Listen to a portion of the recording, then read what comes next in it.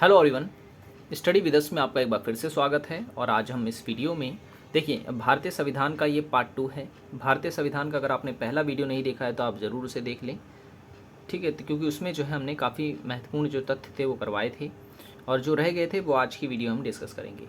अगर आप तैयारी कर रहे हैं यूपी SSC पेट की एग्ज़ाम के लिए तो आपके लिए जो है ये सीरीज़ काफ़ी इंपॉर्टेंट है। पहले की वीडियोज़ को भी जो है आप देख सकते हैं। यूपी SSC पेट के नाम से हमने एक अलग से प्लेलिस्ट बना रखी है। आपको वहाँ पर इकोनॉमिक्स, पॉलिटी, ज्योग्राफी सभी टॉपिक्स पर वीडियोस जो है वहाँ मिल जाएगी। लिंक जो है इस वीडियो की डिस्क्रिप्शन में दे रखा है मैंने, और इस वीडियो के एंड में भी जो है आपको वो लिंक मिल जाएगा। सो वीडियो पसंद आए तो लाइक ज़रूर करें और चैनल को सब्सक्राइब नहीं किया तो ज़रूर कर लें, ताकि जब जब हम वीडियोज़ डालें आपको नोटिफिकेशन मिलता रहे। तो चलिए शुरू करते हैं। संविधान की अनुसूचियाँ, ठीक है, पहले 8 थी, वर्तमान में हो गई हैं 12। तो अनुसूची से भी क्वेश्चन पूछ लिए जाते हैं, ठीक है। तो जो भारतीय संविधान की पहली अनुसूची है उसमें किस चीज़ का वर्णन है, तो ये आपको याद रखना है। इसमें जो है राज्यों के नाम व उसके न्यायिक क्षेत्र के बारे में जो है बताया गया है। दूसरी जो अनुसूची है हमारे संविधान की, उसमें जो पद अधिकारी होते हैं उनके भत्ते और विशेष अधिकारों की चर्चा की गई है। भारतीय संविधान की जो तीसरी अनुसूची है, इसमें जो पद अधिकारी होते हैं, नेता होते हैं, उनको जो शपथ दिलाई जाती है उसके बारे में जो है चर्चा की गई है, ठीक है। किसमें, तो याद रखना है आपको, भारतीय संविधान की तीसरी अनुसूची में। चौथी जो अनुसूची है उसमें राज्यसभा में सीटों के आवंटन की बात की गई है, ठीक है, कि जो राज्य होंगे और केंद्र शासित प्रदेश होंगे वहाँ से कितने सदस्यों का जो है राज्यसभा के लिए जो है निर्वाचन किया जाएगा, ठीक है। ये सब जो है ये भारतीय संविधान की चौथी अनुसूची में बताया गया है। पांचवी जो अनुसूची है भारतीय संविधान की, इसमें अनुसूचित जाति व जनजाति क्षेत्रों के प्रशासन की चर्चा की गई है। राष्ट्रपति को जो है ये अधिकार दिया गया है, वो किसी भी क्षेत्र को जो है अनुसूचित जाति व जनजाति क्षेत्र जो है घोषित कर सकता है। बात करें छठी अनुसूची की, तो इसमें असम, मेघालय, त्रिपुरा और मिजोरम के प्रशासन के बारे में जो है चर्चा की गई है। आपको राज्यों के नाम याद रखने हैं। इन्हीं राज्यों का वर्णन जो है वो भारतीय संविधान की छठी अनुसूची में किया गया है, असम, मेघालय, त्रिपुरा और मिजोरम। सातवीं जो अनुसूची है इसमें संघ व राज्य सूची का वर्णन किया गया है, ठीक है। हालांकि 3 सूचियां हैं, संघ सूची, राज्य सूची और संवर्ती सूची। संघ सूची वो है जिसमें वो विषय शामिल हैं जिस पे केंद्र सरकार कानून बना सकती है। राज्य सूची में वह विषय आते हैं जिन पे राज्य सरकार कानून बना सकती है, और संवर्ती सूची में वे विषय आते हैं जिस पर केंद्र व राज्य दोनों ही मिलकर कानून बनाते हैं, ठीक है। ये हम संघवाद वाली वीडियो में जो है डिस्कस करेंगे। 8वीं अनुसूची की अगर हम बात करें तो 8वीं अनुसूची में बात की गई है भारत की भाषाओं के बारे में, ठीक है। 22 भाषाएं जो हैं बताई गई हैं। और 9वीं जो अनुसूची है इसमें भूमि सुधार और जमींदारी उन्मूलन की चर्चा की गई है। 10वीं अनुसूची में दल बदल के बारे में बताया गया है। 11वीं अनुसूची में पंचायत की शक्तियां दिखाई गई हैं, पंचायत की चर्चा की गई है। और 12वीं जो अनुसूची है इसमें नगर पालिका की शक्तियां आदि बताई गई हैं, ठीक है। अब बात करते हैं संविधान की आलोचना।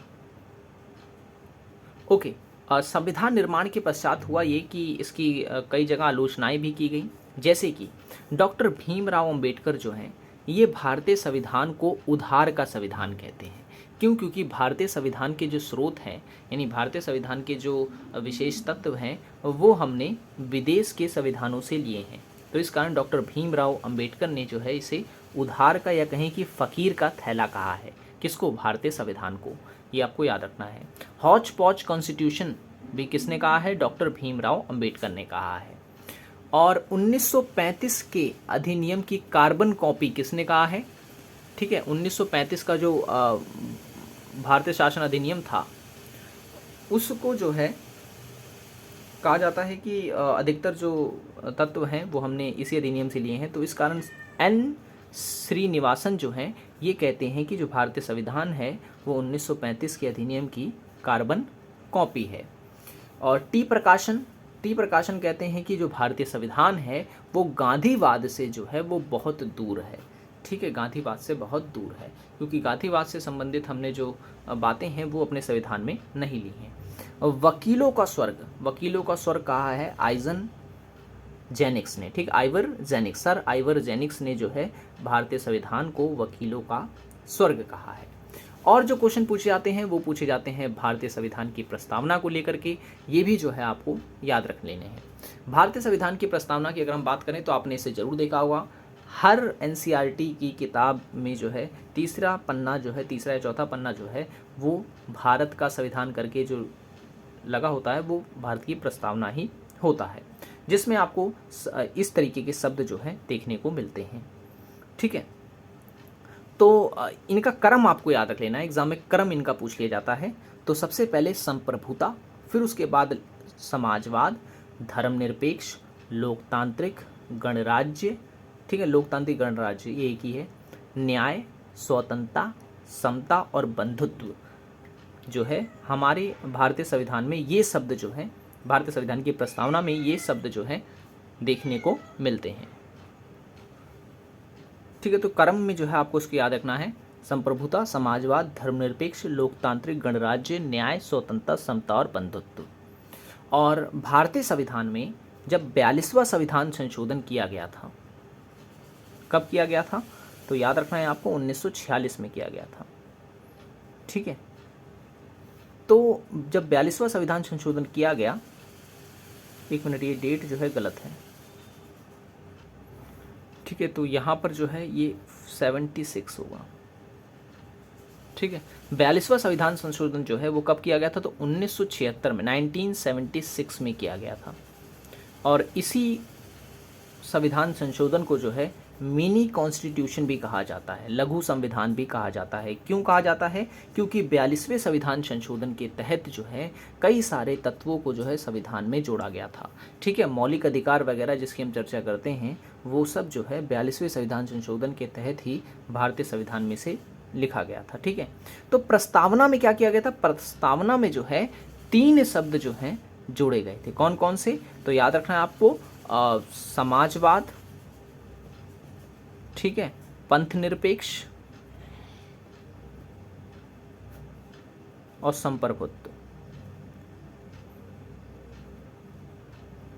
ठीक है, सॉरी बंधुत्व होगा यहाँ पे, बंधुत्व।